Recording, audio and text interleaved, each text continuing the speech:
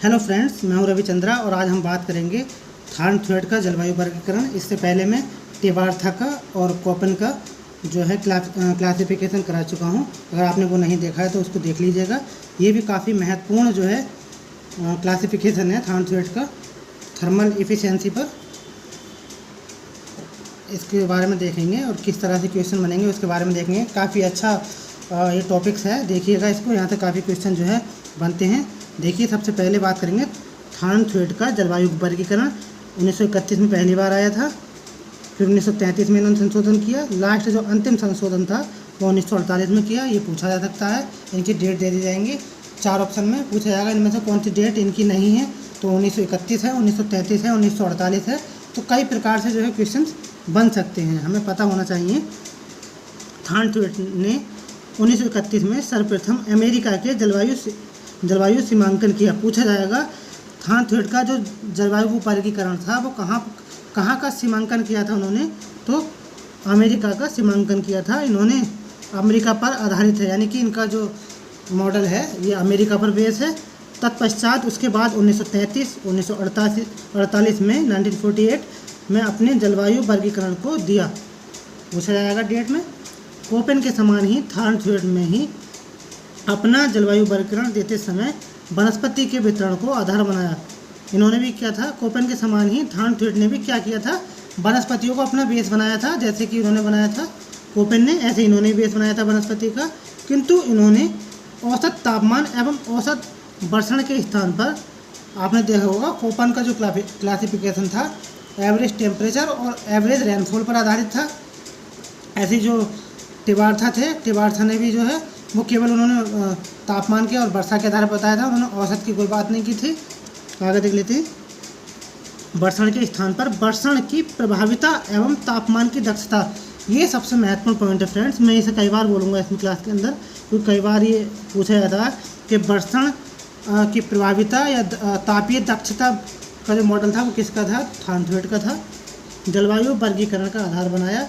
यहाँ वर्षण की प्रभाविता से तात्पर्य किसी प्रदेश में होने वाले संपूर्ण वार्षिक के केवल उस भाग से जो वनस्पतियों को विकास को प्रभावित करती हैं। इन्होंने बताया था संपूर्ण वार्षिक वर्षा, यानी जो संपूर्ण वार्षिक वर्षा है उसके केवल उस भाग के, मान लीजिए कोई ये भाग है पूरी पृथ्वी पर, तो केवल उस भाग के विकास, यानी जो वनस्पति का इस भाग पर जो विकास हो रहा है उसको प्रभावित करती है, ये बताने का उन्होंने प्रयास किया था। इसके लिए अगर देख लेते हैं फ्रेंड्स, इसके लिए इन्होंने वर्षण प्रभाविता अनुपात यानी कि प्रेसिपिटेशन इफेक्टिवनेस रेशियो पूछा जाएगा। PER रेशियो क्या है, PE रेशियो क्या है, प्रेसिपिटेशन इफेक्टिवनेस रेशियो, यानी P/E। P/E का मतलब होता है PE बराबर कुल मासिक वर्षा अपॉन कुल मासिक वाष्पीकरण। पूछा जाएगा इनका जो PE रेशियो था वो क्या था, जो कुल मासिक वर्षा था और कुल मासिक वाष्पीकरण था। आगे देख लेते हैं फ्रेंड्स, इनका फॉर्मेट क्या था। P/E अनुपात को ज्ञात करने के लिए निम्न सूत्र का प्रयोग किया। ये सूत्र इनका पूछा जा सकता है, पूछा जाएगा P/11.5 P/T-10 की घात 10/9 पूछा जाएगा। ये जो है सूत्र था, ये किसके द्वारा दिया गया था, तो ये डायरेक्ट दे दिया जाएगा, ये लाइन में बनाकर दे दिया जाएगा कि किससे संबंधित है या किसका है। तो P/E बराबर 11.5 P/T-10 10 की घात 10 9, ये जो सूत्र दिया गया था ये थार्नथ्वेट के द्वारा दिया गया था। काफ़ी महत्वपूर्ण है फ्रेंड्स, यही पूछा जाएगा एग्जाम में, कंफ्यूज नहीं होना है। जहाँ P बराबर औसत मासिक वर्षा, यानी जो P है, P बराबर औसत वार्षिक वर्षा यानी प्रेसिपिटेशन, E बराबर औसत मासिक वाष्पीकरण यानी कि इवापोरेशन। P का मतलब औसत वार्षिक वर्षा यानी प्रेसिपिटेशन, E का मतलब इवापोरेशन यानी वाष्पीकरण, T बराबर औसत मासिक तापमान फ़ारेनहाइट में। पूछा जाएगा जो उनका तापमान जो दिया था इन्होंने किस चीज़ में, तो फ़ारेनहाइट में। आगे देख लेते हैं फ्रेंड्स। P/E सूची के आधार पर थार्नथ्वेट ने संपूर्ण पृथ्वी को 5 आर्द्रता प्रदेशों में विभाजित किया था। जहाँ 5 प्रकार की वनस्पतियाँ पाई जाती हैं, जिसे इन्होंने अंग्रेजी के कैपिटल अक्षर से व्यक्त किया था। इन्होंने बताया था पूरे विश्व में यानी संपूर्ण विश्व में 5 आर्द्रता का मतलब जहाँ ह्यूमिडिटी ज़्यादा हो, 5 ऐसे आर्द्रता प्रदेश को बांटा था। पूछा जाएगा थॉर्न थ्वेट ने कितने प्रदेशों में बांटा था, तो 5 आर्द्रता प्रदेशों में बांटा था। और इन्होंने जो बेस बनाया था और बताया था बेस बना करके 5 प्रकार की वनस्पतियाँ पाई जाती हैं। इन्होंने वनस्पतियों को बेस बनाया था कि अगर टैगा वनस्पति है तो वहाँ कॉर्निफेरस यानी कि बोरेल वन पाए जाएंगे, और ए अगर है तो वहाँ पर सदाबहार वन पाए जाएंगे। मैं आगे बताने की कोशिश करता हूँ इन्होंने अंग्रेजी के कैपिटल अक्षर से व्यक्त किया था। आगे देख लेते हैं फ्रेंड्स, एक मिनट देखिएगा, काफ़ी महत्वपूर्ण है फ्रेंड्स ये। एक मिनट, सबसे पहले आर्द्रता प्रदेश है ये वनस्पति प्रदेश है, ये पीई सूची है, क्योंकि इससे पहले भी देखा होगा आपने ये जो क्वेश्चंस है 128, 64, 32, 16 से कम, तो ये मैसेज ऑफ फॉलोइंग में पूछा भी गया है और पूछा भी जा सकता है आगे। अगर ये सब नहीं देगा तो एक आध पूछा जाएगा कि जो सी उपाद्र घास के मैदान है कितने से कितने के बीच में आती हैं, तो 32 से 63 या 64 के बीच में आती हैं। ये पूछा वन में भी पूछा जा सकता है, सारे देने के बाद में पूछा जा सकता है। इनका मैसेज ऑफ फॉलोइंग कीजिए, या किसी एक को उठाकर पूछा जाएगा ये शुष्क होता है, मरुस्थलीय होता है, ये कितने से कम होता है, आर्द्रता कितने से कम होती है, तो ऐसे पूछा जा सकता है। तो फ्रेंड्स ये जो है 16 से कम होती है। सबको एक एक करके देख लेते हैं। एक का मतलब बेट यानी तर का मतलब होता है बहुत ज़्यादा वर्षा वन पाए जाते हैं। सदाबहार वन 128 से ज़्यादा। पीई सूचकांक यानी वर्षा 128 से ज़्यादा होती है, मतलब कहने का मतलब है पीई सूचकांक प्रेसिपिटेशन अपॉन एफिशिएंसी यानी कि जो इवेपोरेशन है वो 128 से अधिक होता है।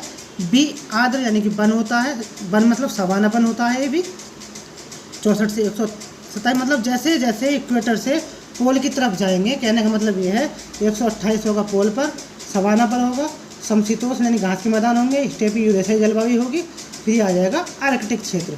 तो इस तरह से इक्वेटर से जो जाएंगे तो कम होता चला जाएगा, ऐसे भी समझ सकते हैं।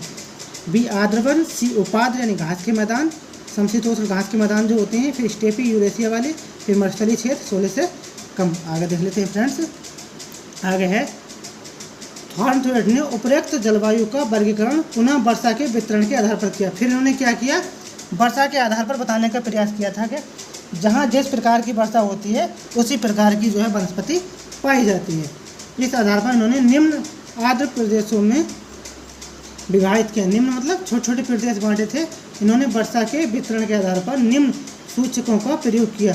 आर का मतलब रेनी ऑल सीजन, एस का मतलब समर ड्राई यानी गर्मी में शुष्क होगा, बी का मतलब विंटर ड्राई यानी कि जाड़ों में शुष्क होगा, डी का मतलब ड्राई ऑल द सीजन यानी कोई सा भी समय हो सीजन हो उसमें शुष्क रहेगा।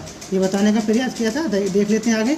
ए R B R C R D R E R, A S B S C S A S E S, A W B W C W D W E W, A D B D C D D D E D, ये इन्होंने बताने का प्रयास किया था। ये काफ़ी ज़्यादा महत्वपूर्ण नहीं है, इसको याद करने की कोई ज़रूरत नहीं है, मैंने लिख दिया फिर भी यहाँ पर। इस प्रकार थॉर्न थ्वेट ने बस इनका ये पूछा जाएगा जो मैंने आगे बताया था 128 से लेके 16 से कम तक के बीच का लगाइए, और कौन कौन से इन्होंने वर्ड लिए थे, तो ए आर लिया था, ए एस लिया था, ए डब्ल्यू लिया था, ए डी लिया था।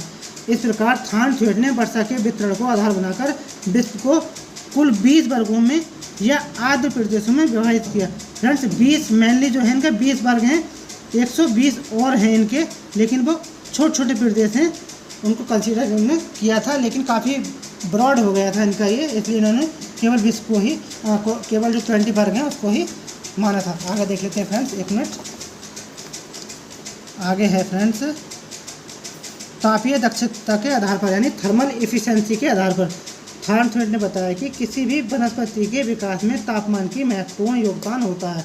सही बात है फ्रेंड्स, जहाँ जितना तापमान होगा वहाँ उस ही प्रकार की जो है वनस्पति पाई जाएगी।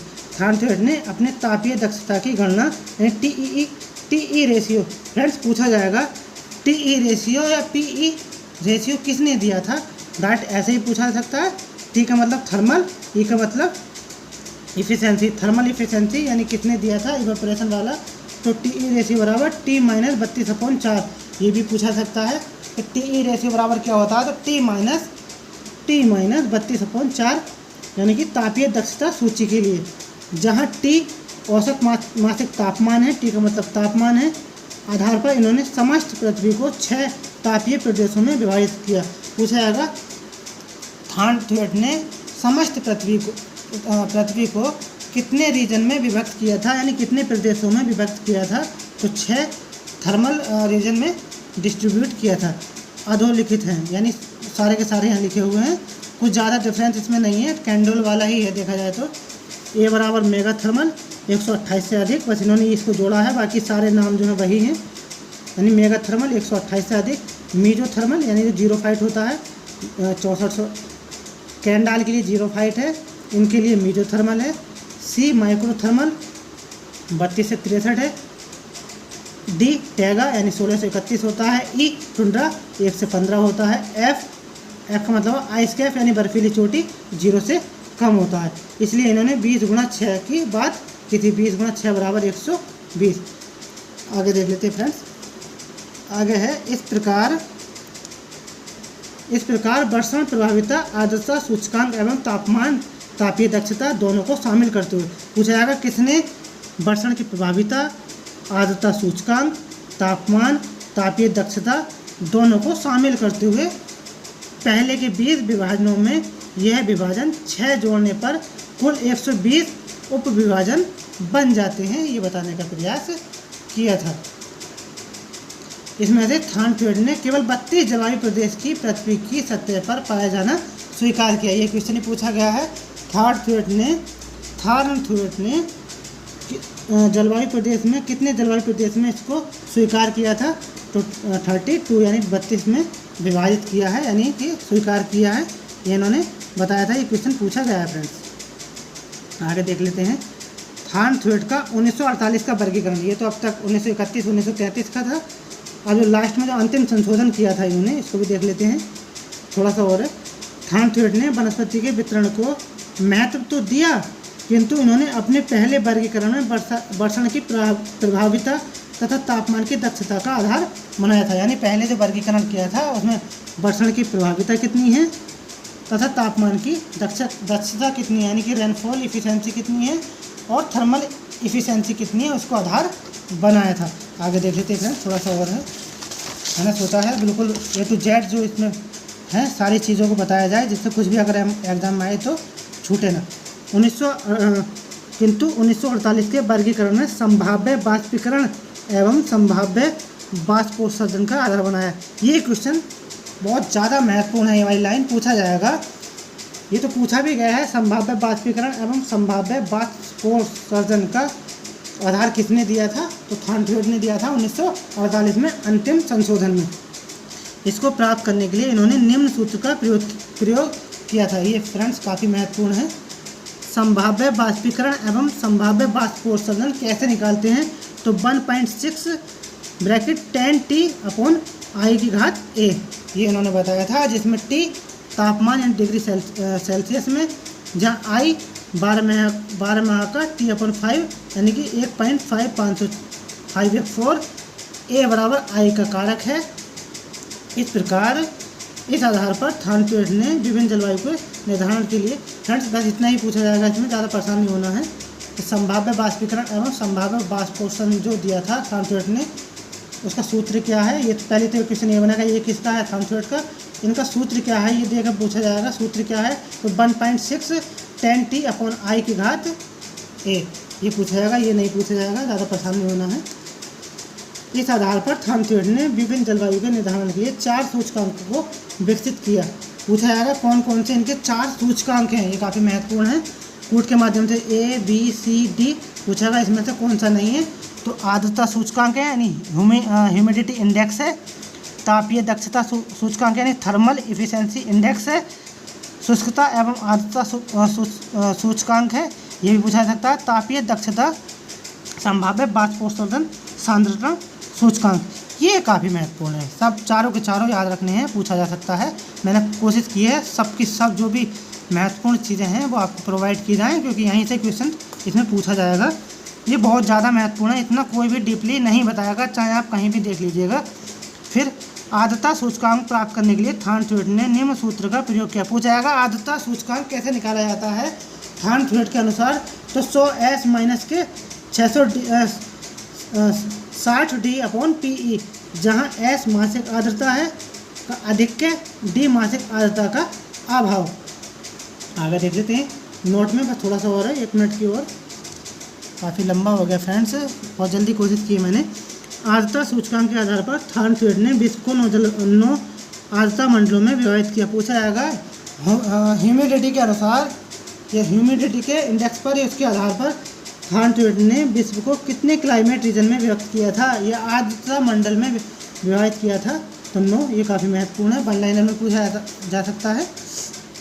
आगे देख लेते हैं फ्रेंड्स, जैसे A यानी 100 से अधिक यानी आर्द्र होगा, B4 यानी 80 से 100 आर्द्र होगा, B3 यानी 60 से 80 आर्द्र होगा, B2 यानी 40 से 60 आर्द्र होगा, B1 यानी 20 से 40 आर्द्र होगा, C2 0 से 20 आर्द्र होगा, C1 33.30 शुष्क आर्द्र होगा, D -6 माइनस इंटू 7 -3 आर्द्र शुष्क होगा, E माइनस। ये फ्रेंड्स कोई जरूरी नहीं है इसको याद करने की, बस ये पूछा जाएगा यहाँ से, ये कुछ मत याद करना, इसको बस ये याद करना कि आर्द्रता सूचकांक के आधार पर थार्नथवेट ने विश्व को 9 आर्द्रता मंडलों में विभाजित किया था। तो थोड़ा सा और फ्रेंड्स, इनकी आलोचना की गई थी, इनकी आलोचना भी देख लीजिए, आलोचना में भी क्वेश्चन बन सकता है, क्योंकि यहीं से क्वेश्चन बनाने हैं तो कुछ ना कुछ यहीं से लिया जाएगा। आलोचना देख लेते हैं। कोपेन के समान थार्नथवेट का 1931 का वर्गीकरण कठिन होते हुए भी व्यवहारिक तथा, किंतु थार्नथवेट ने कोपेन की तुलना में अधिक सूचकों का प्रयोग किया। आपने देखा होगा, मैंने 3-4 पेज बता चुका हूँ, फिर भी इनका जो वर्गीकरण है ख़त्म होने का नाम ही नहीं ले रहा है, क्योंकि इनका जो वर्गीकरण था बहुत ज़्यादा ब्रॉड था। लेकिन वहीं कोपेन का देखें तो बहुत शॉर्ट में था और व्यवहारिक था। व्यवहारिक का मतलब प्रैग्मेटिक, एकदम साधारण था, सिंपल था, जो कि हम आसानी से बता सकते हैं। लेकिन इनका बहुत हार्ड था। इन्होंने अधिक सूचकों का प्रयोग करके अपने वर्गीकरण को कठिन बना दिया। देख नहीं रहे आप, पहले 5 में, फिर 9 में, फिर 20 में, फिर 32 में, फिर 120 में, तो काफ़ी ज़्यादा जो है हार्ड इन्होंने बना दिया। कोपेन के समान इन्होंने भी तापमान तथा वर्षा के अंकीय मानों को शामिल करके अपने वर्गीकरण को परिमाणात्मक बनाया। पूछा जाएगा जो कोपेन के समान थार्नथवेट का वर्गीकरण कैसा है, तो क्वांटिफिकेशन पर आधारित। तो क्वांटिफिकेशन में परिमाणात्मक यानी उसको माप तोल सकते हैं, कहाँ कितनी वर्षा हुई, कहाँ कितना तापमान है, कहाँ कैसी वेजिटेशन है, तो उसको हम माप सकते हैं। इसलिए परिमाणात्मक ये क्वेश्चन पूछा जा सकता है। परिमाणात्मक पर आधारित है, गुणात्मक पर आधारित है। गुणात्मक का मतलब होता है फ्रेंड्स, किसी चीज़ को हम नापे तोल नहीं सकते, किसी चीज़ के बारे में एग्जैक्टली हम नहीं बता सकते।